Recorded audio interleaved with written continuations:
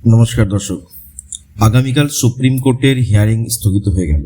আগামীকাল সুপ্রিম কোর্টের হিয়ারিং এর কথা ভেবেই আজ 4 সেপ্টেম্বর ডাক্তারদের টাকা রাত দখলের আহ্বানে প্রচুর মানুষ সাড়া দিয়ে সারা বাংলা জুড়ে প্রচুর মানুষ এত ঐক্যবদ্ধভাবে কিন্তু পথে নেমেছে।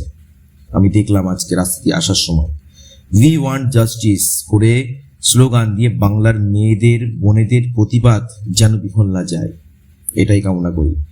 ডাক্তার মেয়েটার বাবা মা কতটা কষ্ট পেয়েছে। হাসপাতাল থেকে শুয়োরের বাচ্চা সুপার ডাক্তার বোনটির বাবা মাকে ফোন করে বলছে আপনার মেয়ে মারা গেছে। দর্শক, আপনাকে হঠাৎ কেউ যদি ফোন করে বলে আপনার মেয়ে মারা গেছে, আপনার মেয়ে আর নেই, মাথাটা দেখুন ঘুরে যাবে। আমি নিজের ক্ষেত্রে এরকমটা ভাবতেই ভয় হচ্ছে। ভাবুন একবার ডাক্তার বোনটার বাবা মায়ের অবস্থা।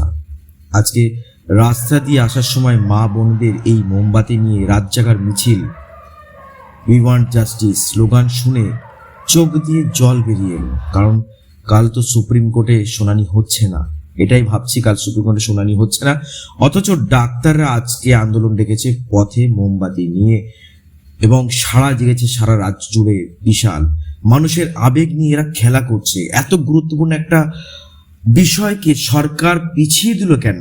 মানুষ আবেগকে ঠান্ডা করে দেওয়ার জন্য, নাকি সিবিআই এখনো বিশেষ কিছু পায়নি, আরো 2 দিন সময় দেওয়ার জন্য? যা ভাব বুঝতে পারছি দর্শক, বিচার কি আদৌ পাবে আমাদের ডাক্তার বোনটা? মানুষের আবেগ নিয়ে খেলছে, যা ভাব বুঝতে পারছি দর্শক। বিচার পাওয়া এই অভাগা দেশে খুব কষ্টকর। দেশে আইন কানুনের যা পরিস্থিতি, মানুষকে আইন কানুন নিজের হাতে তুলে না নিতে হয়, এটাই বলার।